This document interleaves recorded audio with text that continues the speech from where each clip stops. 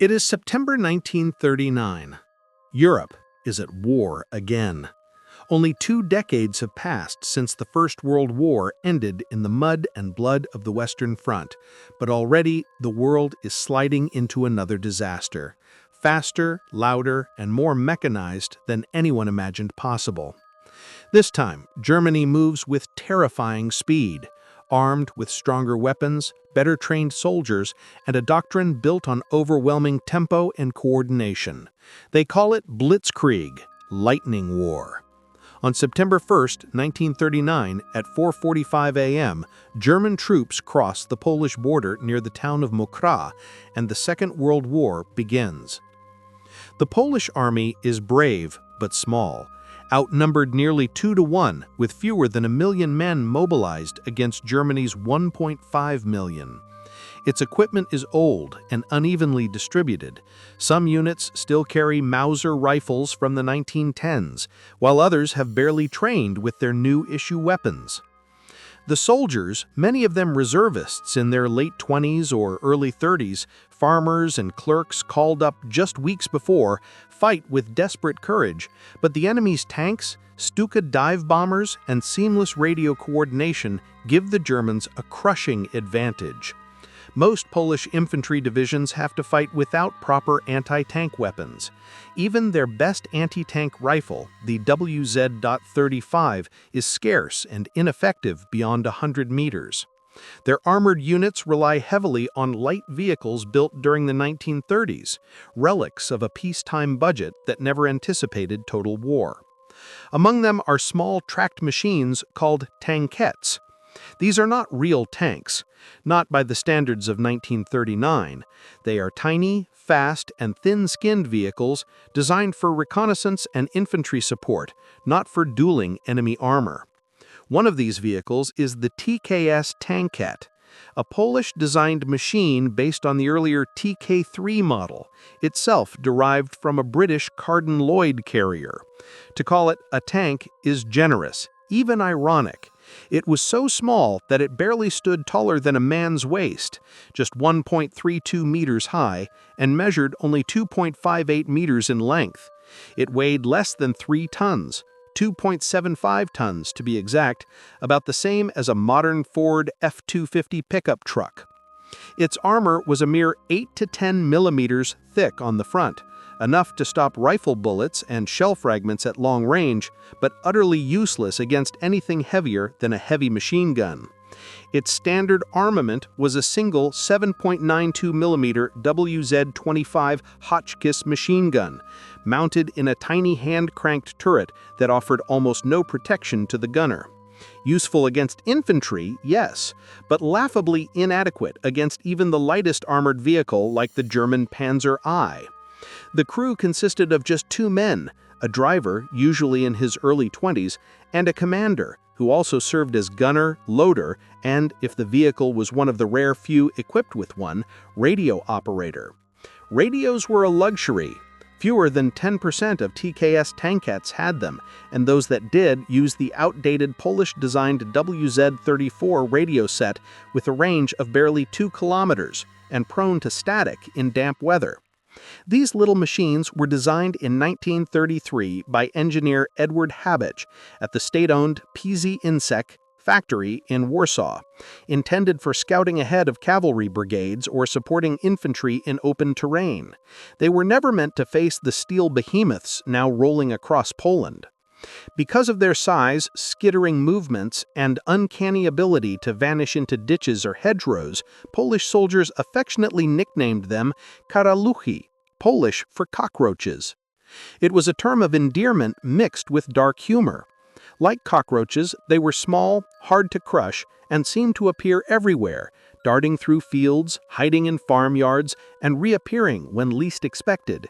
But no one seriously believed these tiny machines could stand up to the might of the German Panzer divisions, whose ranks included the Panzer II, III, and IV, vehicles that weighed 10 to 18 times more and carried cannons capable of leveling buildings. In the grand scheme of modern warfare, the TKS was a relic, outdated before the war even began, a symbol of Poland's tragic underpreparedness. But not all TKS vehicles are the same. In a desperate attempt to modernize, the Polish army had, in 1939, begun retrofitting a small number, fewer than 24, of these tankettes with a 20mm FKA WZ-38 autocannon, a license-built version of the Danish Mauser 20mm gun. This weapon, though compact, was fearsome.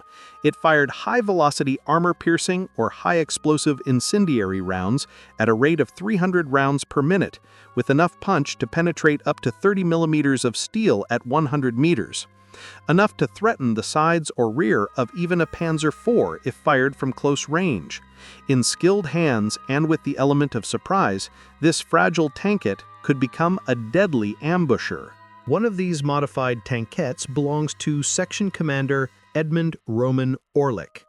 He is just 23 years old, born in 1916 in the industrial city of Lodz, but already hardened by months of border skirmishes and military drills.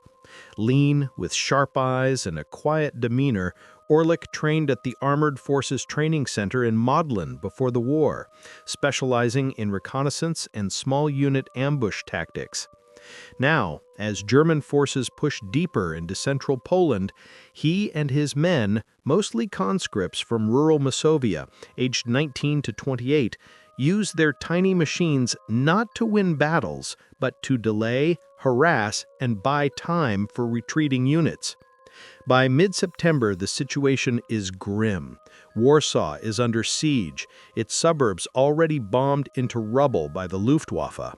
Most organized resistance has collapsed into isolated pockets.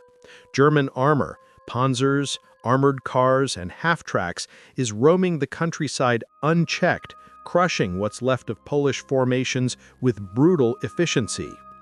The roads are choked with refugees, families pushing carts loaded with mattresses and chickens, priests leading processions of the wounded, and horses collapsing in the dust. The Polish soldiers who remain fight in scattered groups, using forests, riverbanks, and abandoned farmsteads as cover, trying to slow the German advance toward the capital.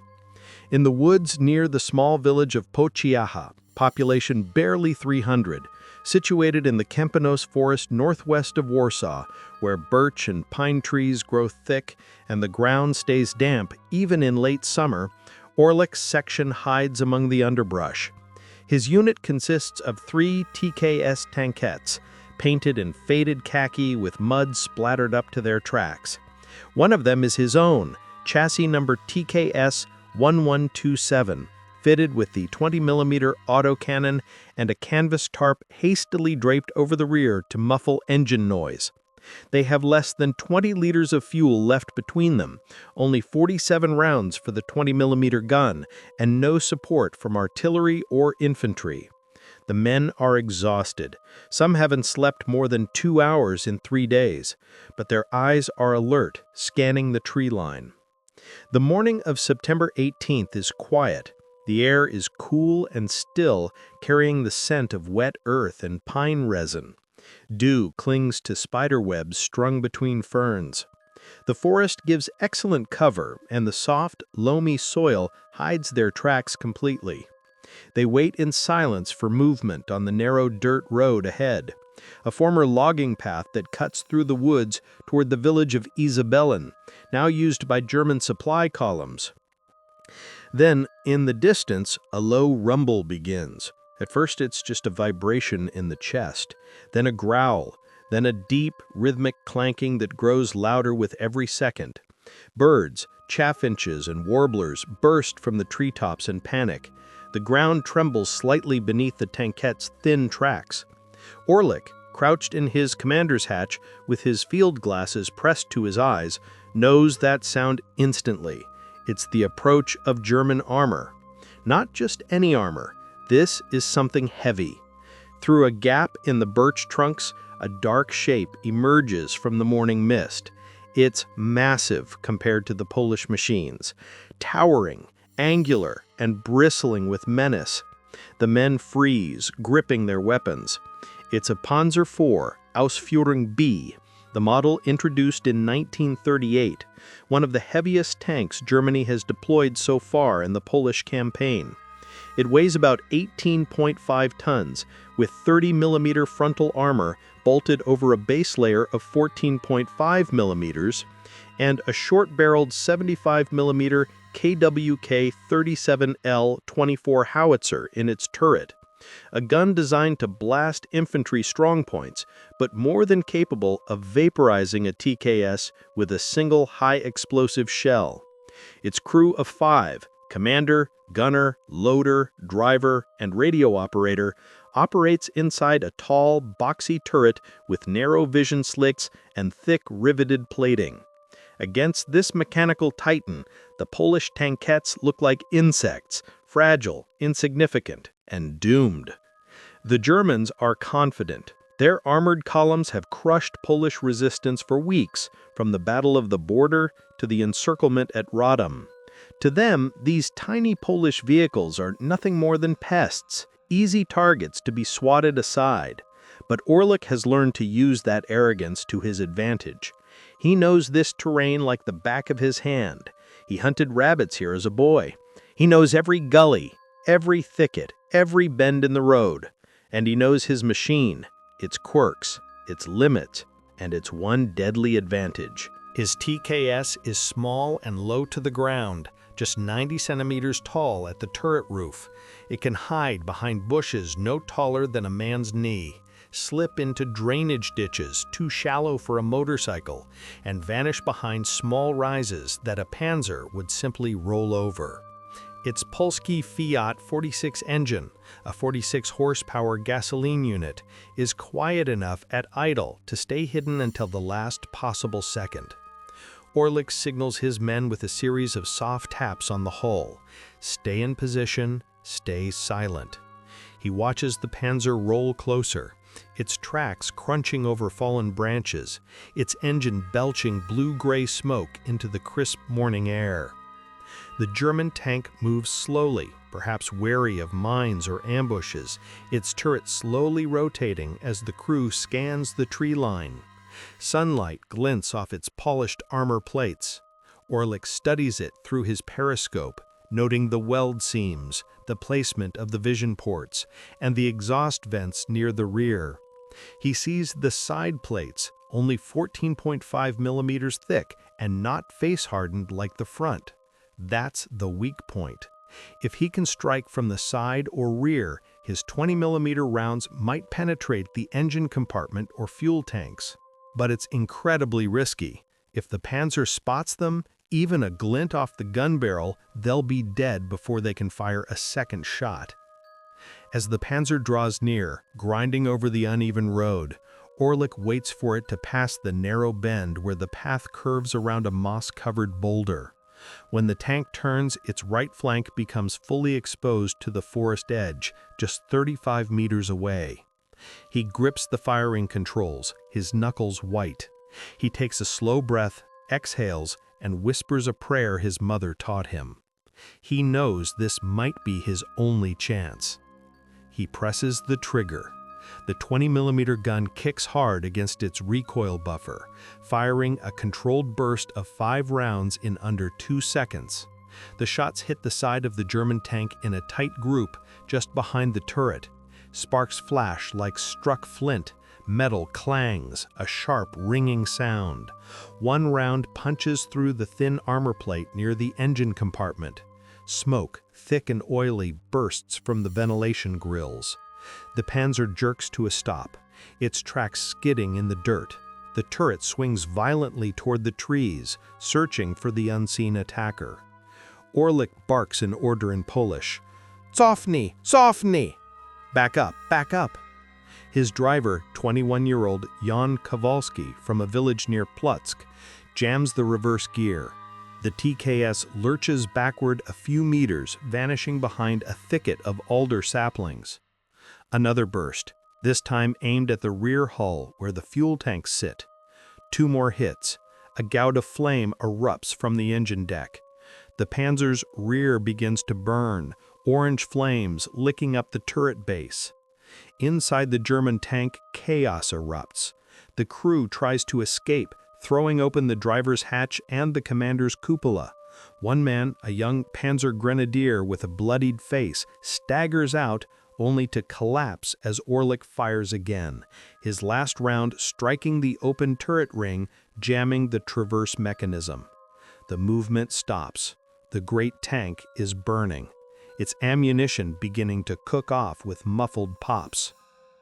The men in the other TKS tankets, barely 20 meters away, watch in stunned silence. They have just seen one of Germany's strongest tanks, a symbol of Nazi invincibility, destroyed by one of Poland's smallest, oldest machines. The moment feels unreal, dreamlike. The force echoes with the crackle of burning metal and the hiss of cooling tracks. Orlik doesn't celebrate. He doesn't even smile. He knows more will come. The Germans never travel alone, never. He signals for his loader to hand him the last 5 rounds from the reserve box. He reloads quickly, methodically, his eyes never leaving the road. Then he points to a new position, a sunken drainage ditch, 50 meters east, and motions for the section to move. In the distance, beyond the burning hulk, more engines roar, deeper, multiplied. A column of German vehicles approaches, another Panzer IV, 2 SDKF 231 armored cars, and a half-track full of infantry. Dust rises above the treetops. Orlik's crew stays low, hidden in the brush, their faces streaked with soot and sweat. They can't fight a whole group head-on, but maybe, just maybe, they can strike again from the shadows. The burning Panzer sends a thick column of smoke into the sky. It smells of fuel, metal, and burnt oil. Orlik watches for a moment, then shifts his focus. He knows the Germans will react fast. They never let an attack go unanswered. He moves his tankette deeper into the woods, following a narrow trail. His driver keeps the engine at low speed to stay quiet. The other 2 Polish crews follow close behind. They know they can't fight in open ground. Their best defense is the forest itself. The German column soon halts on the road. They see the burning wreck ahead. Soldiers jump from their trucks and take cover. Officers shout orders. Machine guns sweep the tree line. Orlik can hear the bullets cutting through leaves above his head. He stays still. Patience is his best weapon. The German tank commanders talk on their radios, trying to find the enemy. Orlik knows their sight is limited. From inside a Panzer, it's hard to see small threats, especially in thick woods. He studies the enemy line. 2 more tanks move forward to inspect the wreck. One is another Panzer IV, and the other is a lighter Panzer II, armed with a 20mm gun similar to his own. The Panzer II is dangerous, but not as well armored. Orlik decides to take another chance. He signals to his men to split up. One tankette stays on the left flank, another on the right, while Orlik positions in the center. They form a rough triangle hidden by trees. He waits until the German tanks are close enough to see the burning wreck clearly. The Panzer II stops to check the damage, its turret facing the wrong way. Orlik takes aim. He fires a short burst. The 20mm rounds hit the side armor, and sparks flash again. The Panzer II jerks, then stops. Orlik fires another burst. One round enters through the vision slit. The Panzer II bursts into flames. The German Panzer IV immediately fires back. Its 75mm gun roars, and a shell smashes into the trees near Orlik's position. Dirt and wood explode around him. The tankette shakes from the blast, but the shot missed. Orlik orders his driver to reverse. They move behind thicker trees and change direction. The German gunner fires again, hitting only branches. Orlik stops, peers through the periscope, and sees the Panzer's flank. He lines up his shot. Another burst. This time the rounds hit near the turret ring. One penetrates. The Panzer slows. Smoke seeps from the hatches. The turret stops moving. The crew bails out, running for cover. Orlik's men hold their breath. 2 German tanks down, both larger than their own vehicles. It feels impossible, yet it's real. They have become the hunters. The Germans now realize they are dealing with skilled opponents. Infantry fans out, moving into the woods. Machine guns fire wildly. Mortars begin dropping shells. Orlik and his men retreat deeper into the forest, staying low and moving through uneven ground. They know they can't hold this spot for long. The Germans will call in air support or more armor. Orlik checks his ammunition. Only a few magazines left for the autocannon. They need to move. As they retreat, they spot more enemy movement to the east. Another German unit is approaching, unaware of what happened here. Orlik sees an opportunity. The road curves around a small hill, perfect for an ambush. He positions his tankette behind the slope. The others hide on both sides. They wait as the next column approaches. 2 Panzer 35 Taipans, Czech-built machines used by the Germans, followed by infantry trucks. Orlik watches through the slit. The first Panzer 35T rolls past the bend. He waits for the second to appear, then gives the signal. He fires the 20mm gun again, targeting the lead tank's side. The shots rip through the thinner armor near the engine. The tank bursts into flames, blocking the road. His teammates fire on the second tank, hitting its tracks and stopping it in place. The Germans return fire, but their turrets can't lower enough to hit the low-slung tankettes hiding in the ditch. The small Polish machines dart back and forth, firing short bursts and changing position. The confusion is total. Within minutes, the second tank is also disabled. German infantry tries to advance, but the narrow road is blocked by the burning wrecks. Some soldiers dive into the ditches. Orlik's men fire their small machine guns to keep them pinned. After a few minutes, Orlik orders a retreat again. The ambush had worked, but staying longer would mean death. They pull back through the woods, using the smoke and chaos as cover. By the time the fighting ends, Orlik and his men have destroyed several German tanks and vehicles. For a handful of light machines with almost no armor, it is an incredible feat. Word spreads fast among the Polish troops still holding out nearby. They start calling Orlik's crew the Cockroaches. The nickname fits. Like cockroaches, their little machines hide in the dark, appear from nowhere, and strike hard before vanishing again. To the Germans, the TKS units are an irritation. Small, dirty, and impossible to crush completely. The name sticks. The Polish soldiers wear it with pride. For Orlik, there is no time for celebration. He and his men keep moving, trying to link up with other Polish forces retreating toward Warsaw. The countryside is full of burning villages and wrecked vehicles. Civilians are fleeing in all directions. At night, the men rest in silence, listening to distant artillery. Orlik checks the gun again, cleaning it carefully. His hands are steady. He has learned that survival depends on preparation. His driver, Private Romanovsky, falls asleep beside the tankette, exhausted. They have fought a battle that no one expected them to win. They have shown that courage and skill can sometimes overcome strength, but deep down, they know the war is not going their way. By mid-September, the German advance had cut through most of Poland. The Soviet Union is about to invade from the east, sealing the country's fate. The Polish army is fighting on 2 fronts. Communication has broken down. Units are isolated. Orlik's small group is one of the few still operating behind enemy lines. They move through forests and villages, striking when they can, disappearing before being surrounded. Their tiny tankettes are perfect for this kind of hit-and-run fighting. But supplies are running low. Ammunition is scarce. Every bullet counts. Still, Orlik refuses to give up. He tells his men that every destroyed tank delays the enemy, even if only for a few hours. Every delay gives Warsaw a chance to hold longer. One evening, as they hide near a farm, they meet a group of Polish infantry who have lost their unit. The soldiers tell Orlik that German armor is closing in from 3 directions. They plan to make a stand near the Kępinos forest, the same area where Orlik's men are already operating. He decides to join them. Together, they dig in near the edge of the forest, setting traps and laying ambush points. The infantry digs shallow trenches, and the tankettes hide behind thick trees. The next morning, the Germans come again. More panzers, more trucks. The sky is gray and rain starts to fall. The wet ground muffles the sound of engines.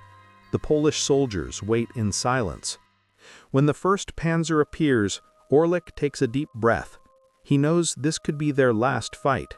He grips the firing controls. The forest is his only friend now. The rain falls harder. The trees drip with water. Mud covers the ground. The forest smells of wet soil and smoke from distant fires. The men are cold and quiet. They know the Germans will arrive soon. Orlik checks the gun again. He has only a few clips left for the 20mm cannon. Each one holds 5 rounds. That's all he has to stop the next wave of panzers. The other crews are even lower on ammunition. He moves his tankette into a new position, hidden behind a cluster of thick trees near a bend in the dirt road. The view ahead is narrow, but clear enough for a short-range shot. The driver keeps the engine off to save fuel and stay silent. Around them, Polish infantry waits in the trenches. They have rifles and a few light machine guns. Most don't have anti-tank weapons. Their job is to hold the ground as long as possible. They look at Orlik's tankette like it's their only hope. Soon they hear the sound again, deep, steady, and growing louder. The rumble of tank engines moves through the trees. The men grip their weapons. The first German tanks appear through the rain. They move in single file, careful but confident. Their armor glistens with water. These are Panzer 35T and Panzer IV tanks, supported by infantry. The Polish soldiers hold their fire. Orlik watches them pass the burned-out wrecks of earlier fights. He waits until the lead tank comes close to the bend in the road. The rain helps cover the sound of his engine as he starts up. He whispers to his driver. They ease forward, just enough to bring the gun to bear. The moment feels long and heavy. Then he fires. The 20mm gun spits out a burst. The rounds slam into the side of the lead Panzer 35T. The tank jolts and stops. Smoke rises. The German column freezes. The second tank tries to move around, but the narrow road makes it hard. Orlik shifts position, fires again, hitting the second tank near the tracks. It grinds to a halt. The Polish infantry opens fire on the exposed German troops, forcing them to take cover. The Germans fire back with everything they have. Machine guns rake the trees. Shells burst near the trenches. Orlik keeps moving, firing short bursts from different angles. He knows standing still means death. The battle turns chaotic. The forest echoes with gunfire and shouting. The Polish soldiers fight hard, using trees for cover. Orlik's tankettes weave in and out of the smoke, small enough to vanish between bursts of rain. Then a new sound cuts through the noise, a heavier engine, deeper and rougher. Orlik turns his periscope and sees it. Another Panzer IV moving straight toward their position. Its turret turns slowly, the long 75mm gun searching. Orlik knows he can't fight it head-on. He signals his driver to move to the right, using fallen trees for cover. The Panzer fires. The shell crashes into the mud, throwing dirt over them. The shockwave hits like a punch. They keep moving, trying to flank the bigger tank.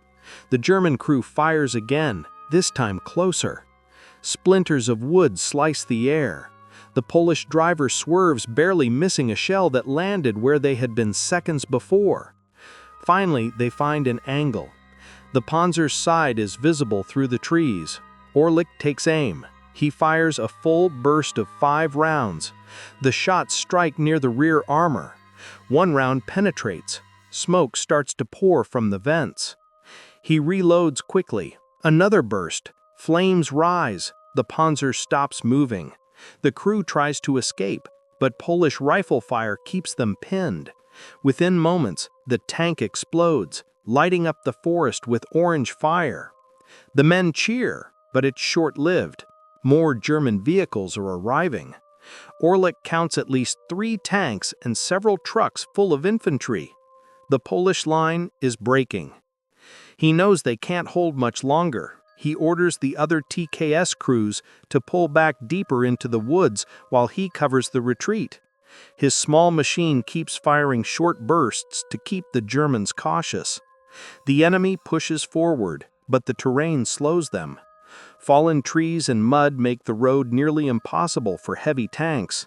Orlik uses that to his advantage, hitting any target of opportunity and then moving again. As night falls, the battle fades. The Germans take the ground, but their advance has been delayed for hours. Orlik and his men escape into the deeper parts of the forest, joining scattered Polish groups who are still resisting. They have done what few thought possible: destroyed multiple German tanks using light vehicles that were never meant for that role. The soldiers who saw it will tell the story again and again, how the little tankettes hunted the mighty panzers and won. Over the next days, Orlik continues to fight. He joins other small groups trying to reach Warsaw. In several encounters, he destroys more tanks, including another Panzer IV near Sierakov on September 19th. His skill and calm leadership make him one of the most effective tank hunters in the early war. But the situation in Poland is collapsing fast. On September 17th, the Soviet Union invades from the east, fulfilling the secret agreement made with Germany. The Polish army is now surrounded on both sides. There is no chance to regroup. Still, Orlik keeps fighting. He moves through the forest, avoiding larger battles, ambushing when he can. His men grow weaker from lack of sleep and food. The war is barely 3 weeks old, but for them it feels endless. One morning, they reach a small clearing filled with burned-out vehicles. The ground is littered with helmets and torn uniforms. The air smells of fuel and rain. Orlik looks around in silence. He knows that soon Poland will fall. Yet something deeper drives him: the will to resist, even when resistance seems hopeless. Every destroyed panzer, every delay, every day they survive means something. By late September, Orlik's section links with remnants of another armored unit. They decide to make one last stand near the forest edge, trying to stop a German push toward Warsaw. They dig shallow positions and camouflage their machines again. The next fight is the hardest yet. The Germans come in force, supported by artillery. The ground shakes. Shells fall all around. Orlik's tankette rocks with each blast. The crew can barely hear each other. Still, they fight. He fires the autocannon until the barrel glows hot.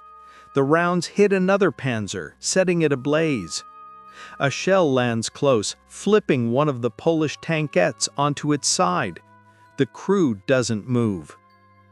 Orlik knows it's time to withdraw. He orders the last working tankette to pull back. As they retreat, he looks one last time at the burning battlefield. The forest that once hid them is now torn apart. Trees are shattered, and the air is thick with smoke. He feels pride and sorrow at once. Pride in his men, who fought against impossible odds. Sorrow for what they have lost. They disappear into the forest again, small shapes in the dark.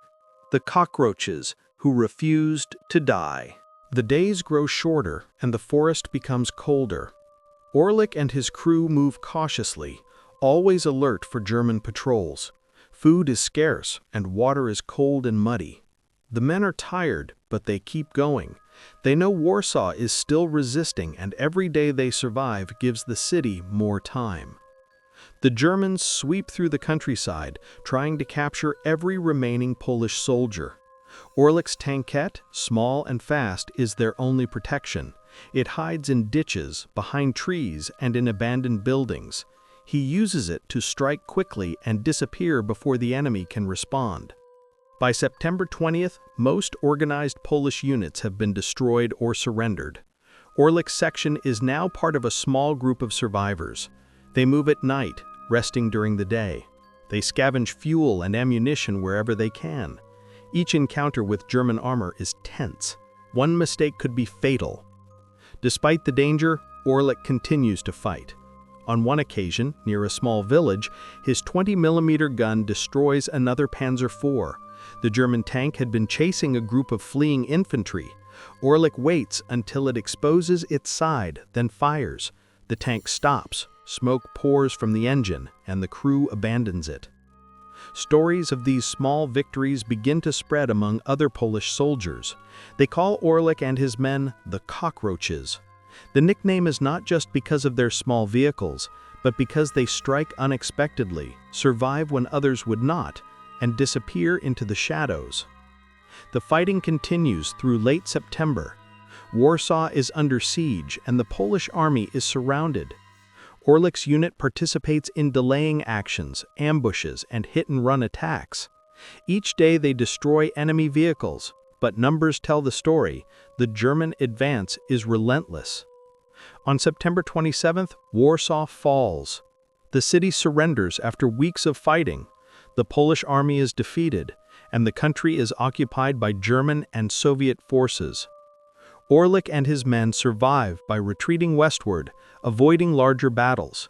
Their small tankettes are no match for organized German armor in open terrain, so they stick to forests, ditches, and narrow roads. By the end of September, Orlik has proven himself as one of the most effective anti-tank fighters in Poland. His skill, calmness under pressure, and clever use of terrain allow him to destroy several tanks that seemed impossible for such small machines to defeat. His actions show that courage, intelligence, and precise tactics can sometimes overcome size and power fire. After Poland falls, Orlik continues to serve in the military. He joins resistance and later fights with Allied forces. His early battles near Pochicho remain legendary among tank enthusiasts and historians. They study the ambushes, the tactics, and the daring maneuvers that allowed tiny tankettes to strike fear into the crews of much larger vehicles. The story of Orlik and his cockroaches becomes more than a military anecdote. It is a tale of ingenuity, courage, and determination. It reminds us that even in overwhelming circumstances, small actions can have a significant impact. One young officer in a tiny vehicle facing massive tanks showed the world that skill and bravery are as important as size and power fire. The battlefield is quiet now.